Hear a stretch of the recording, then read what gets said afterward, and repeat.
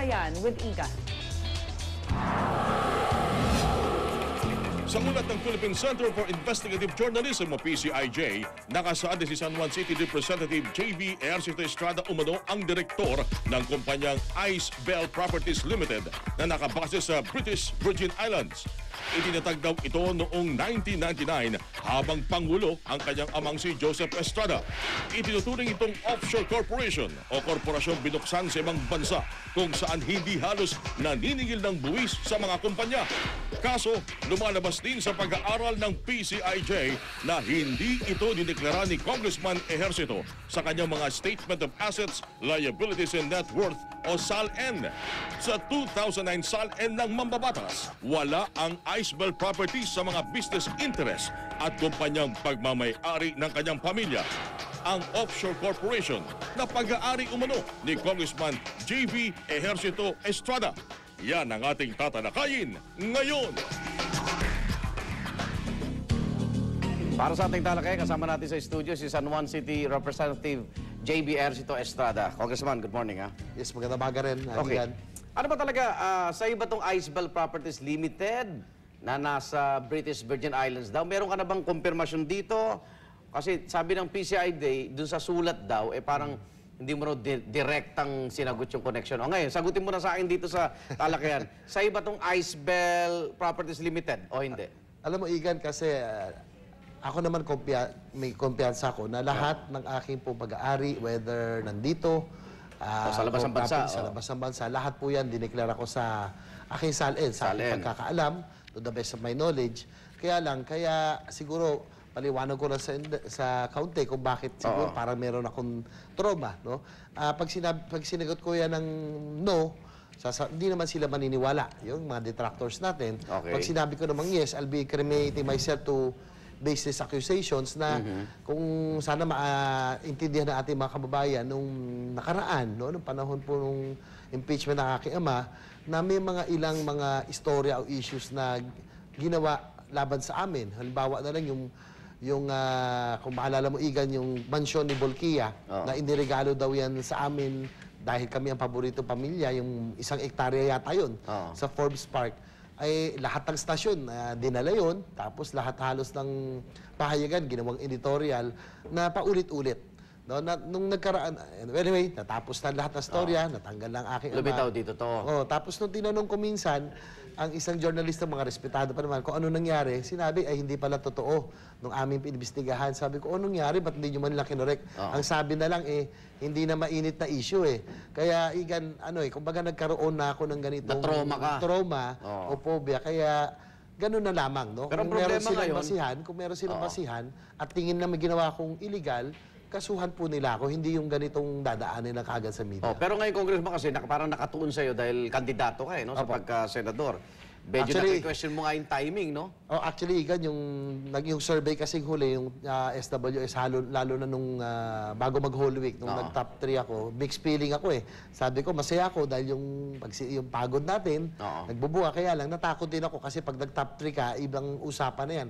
Sabi ko, I'll be subject to attack sigurado. At true enough, within 1 week, 3 o 4 na issue yata yung ibinato sa akin, no? In that span. Unang-una, yung highest ad spender daw ako. No? Tapos nung sumunod naman, nung earlier last week, ay yung pag-i-snub ko sa aking pamangkin na parang yung character ko ang tinatamaan.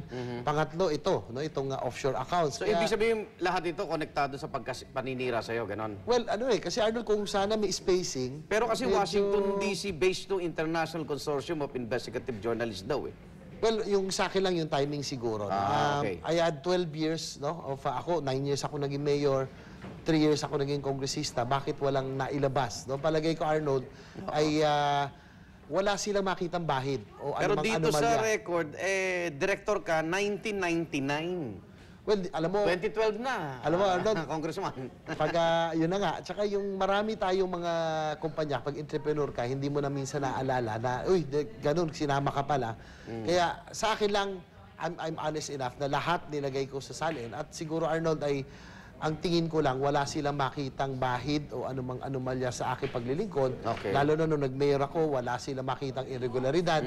Any graft and corruption cases, wala po sila makita. At hanggang nag-congressman ako. Kaya kung zero yung makita, wala sila makita sa aking pagiging public servant, yung ibang areas nila Okay. ako tinitingnan. Pero linawin ko lang, so yung, kung ano man ang sapi mo dito sa Icebell Properties Limited, sa tingin mo, ito'y nakadeklara sa SALN mo. Lahat Hindi po. lang kailangan ilagay na Icebell Properties. Well, lahat po ng sa aking pagkakaalam, hindi ko na lang sasabihin kasi bibigyan ko pa sila ng kasi ayoko na mangyari po yung ginawa sa amin noon.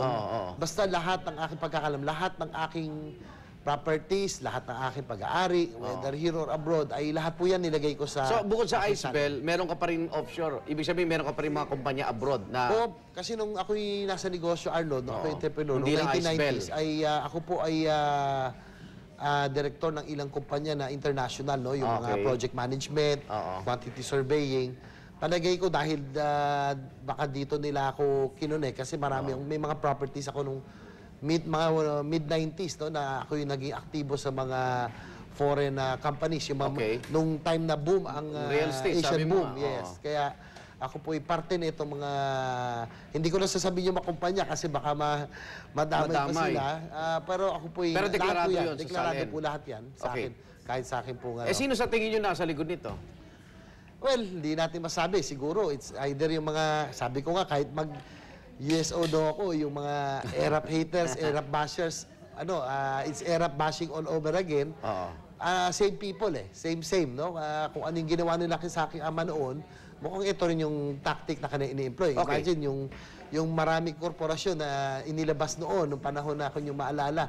May more than 30 corporations ako na talagang nilabas po nila. Yung iba nga doon, 300,000, 400,000 lang paid up.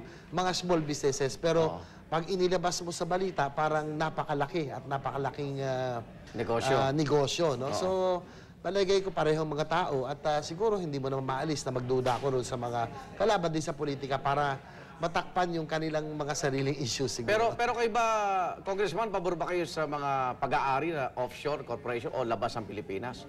Well, kung negosyante ka kasi, may mga bagay na kinakailangan mong gawin. Parang minsan, meron kang kailangan na meron kang bank account. Kaya yan po yung ginagawa minsan. No? Sa akin tingin lang. No? Para lang patunayan na meron kang, kumbaga may kredibilidad ka. Okay. Pero sa akin, Arnold, ay siguro kung yung transparency lang ang pag-uusapan, ako'y pumirma na ng ilang waiver. No? Mula noong 2001, itong huli, yung Corona impeachment trial, isa ako sa mga unang pumirma ng waiver for Public official. para ma-check yung aking any foreign currency deposits, no, for that matter. Kaya kumpiyansa ako na lahat ito'y nakadeklara kasi pumirma ako ng foreign currency deposits. Okay, yung kung mga sa tingin mo paninirang puri, wala ka bang legal action? Wala rin. Sasagawa laban dito? Wala rin naman kasi mangyayari, Arnold. Tulad ng kinuwento ko sa iyo, yung So, mainit lang Bolkia dahil issue. eleksyon. Yung Bolkia issue na kahit na napatunayan pa lang hindi totoo, ang nangyari, nasiraan na ako ng husto, nasiraan ng aking pamilya. Okay. Pero hindi na kami nabigyan ng pagkakataon na masagot o madepensa sa sarili. Kaya gano'n na lamang ang aking ding sana maintindihan natin mga kababayan kung bakit meron ako parang phobia, no? Dahil may nangyari na pong dati. Sa tingin mo, nakaraan. epekto ito sa kampanya mo?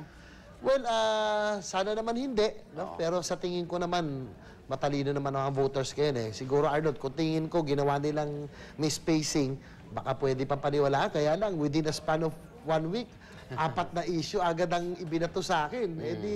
Ibig sabihin na talagang maliwanag na may operator dito at merong nasa likuran nito. Okay, maraming salamat San Juan City Representative JB Ejercito Estrada. Samantala, nadadawid din sa issue sina Senador Manny Villar